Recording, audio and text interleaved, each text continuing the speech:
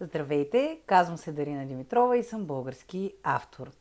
Преди 3 години самоиздадох стихосбирката "Душата ми е стихотворна форма" и "Прозаично фрагменти". Те събират част от творчеството ми, което започна на крехката 13-годишна възраст.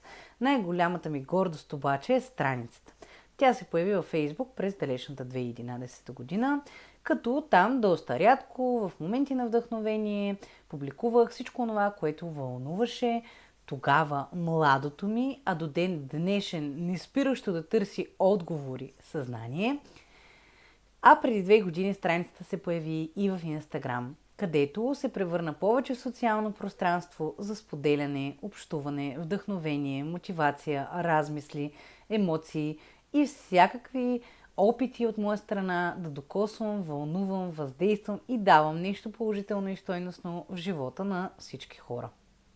Надявам се поне минимално да се доближавам до сбъдването на тази своя мечта и да правя нещо смислено, което да оставя светла диря в сърцата на онези, които четат моите ежедневни, емоционални и мисловни изблици.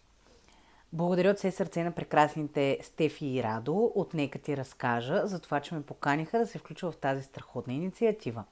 1 ноември, Денят на народните будители, е един страхотен празник, който се надявам да оттеква като смисъл и стойност през цялата година, да имаме безброй поводи за гордост, че сме българи и да има все повече и повече съвременни будители, които ни карат да мислим, да сме малко по-добри, да сме малко по-човечни, да бъдем малко по-щастливи и да четем много повече книги.